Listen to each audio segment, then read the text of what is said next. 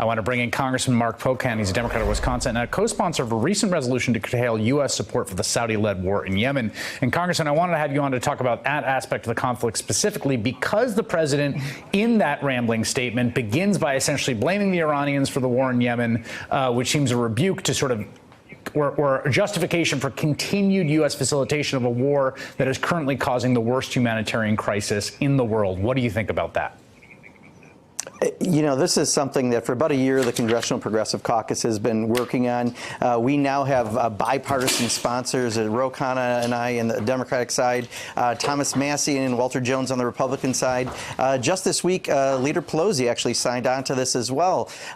We tried to force a vote because Congress, according to Article 1, Section 8 of the Constitution, says we have to have a vote if we're going to be involved in a war. And right now we have logistic and targeting, and we had refueling support going on. We need to have Congress involved, and yet Paul Ryan, in some arcane procedural motion, in a rule on a bill on wolves, deprivileged the resolution and took away Congress's ability to have that vote. So next week in the Senate, Bernie Sanders, Chris Murphy, and Mike Lee have a bipartisan resolution that they're bringing forward. They think they may have the votes this time, and if they can get it passed, we'll bring it back up in the House. But Congress has to have a say on what right now 14 million people are facing starvation, and we are partially involved because we are working with the Saudi-led coalition.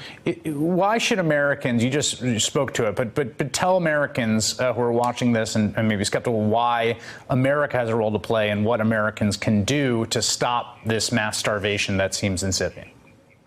Yeah, you know, so this is the worst humanitarian crisis currently on the planet. And the port city that's been one of the main points of the conflict, 70% of the medicine, fuel, and food comes through there. That's what's causing the starvation. But, you know, we see this on a regular basis, the pictures coming from there of what's going on. And because of this, we need to have a vote if we're going to be involved. And the president's comments were over the top today. I really, truly believe he couldn't find Yemen on a map, but he does know the dollars that are involved, not for the U.S., but maybe for himself when it comes to Saudi Arabia. So we've had a very difficult time in dealing with this administration. That's why Congress, as a co-equal branch of government, needs to have its say. Paul Ryan has given up 2 years of doing that. We'll do our best in the next few weeks, but if not, when Democrats take the majority in January, we will do something about this and make sure that we stop this starvation. One thing I'd say to people is if you think Mohammed bin Salman thinks he can get away with killing and dismembering an American resident Washington Post columnist, imagine what he thinks he can get away with when it's Yemeni children.